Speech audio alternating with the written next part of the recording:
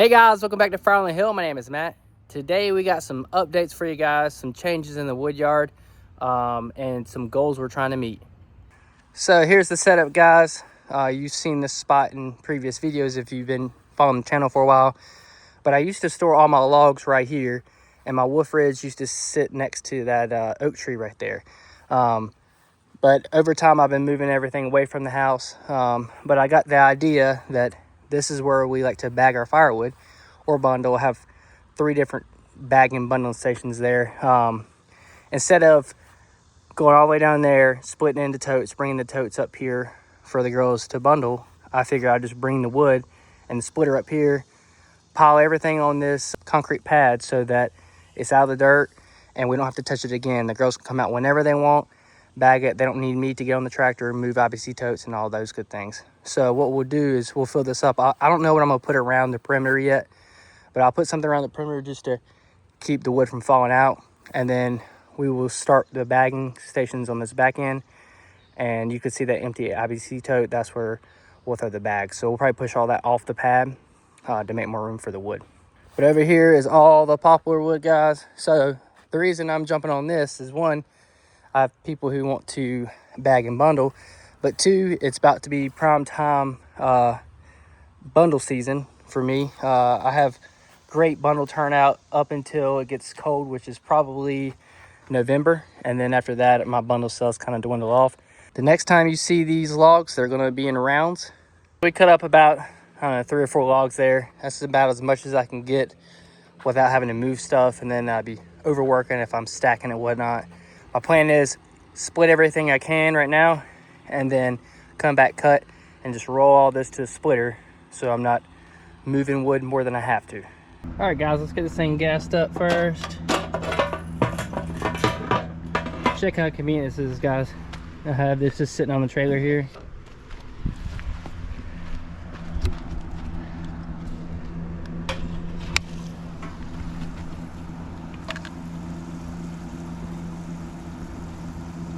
Easy fill up.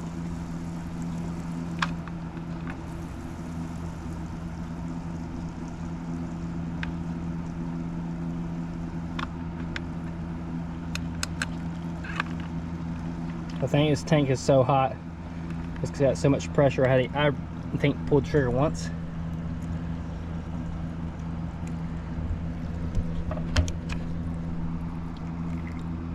Boom. Started.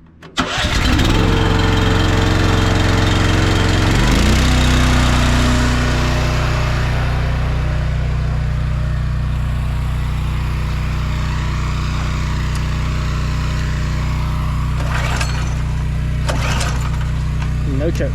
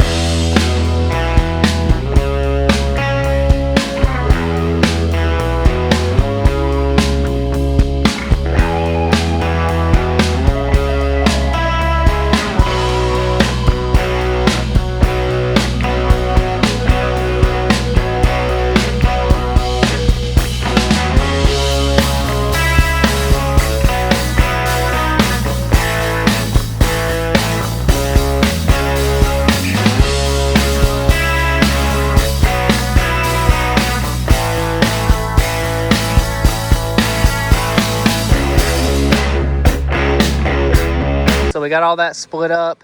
This stuff is either nasty stuff or too short. Those are probably like 12, 13-inch pieces.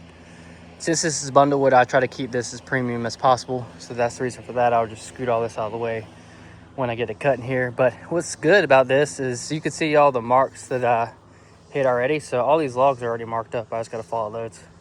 So that's nice. Here's the pile that we've done so far, guys. We're just gonna go as high as the conveyor. And then once that's done, we'll just move conveyor back.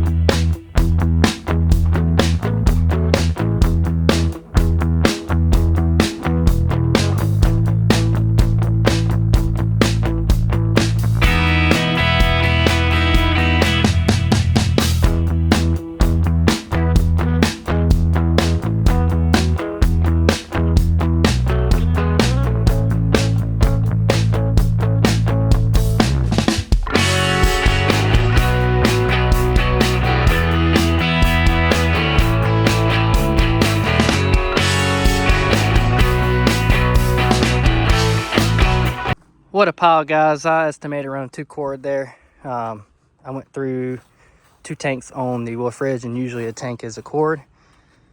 You can see all that's been cut up and split. Here's a view from this side. I mean, it goes all the way around.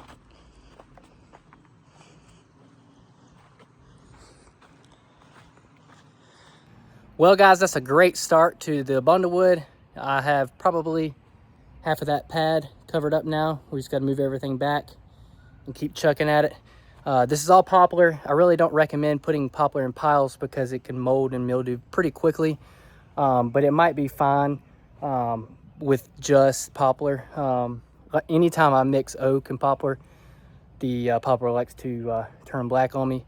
But maybe with this, maybe not so much. Also, I plan on bundling it as soon as it's dry, so I don't think it's going to be there for very long.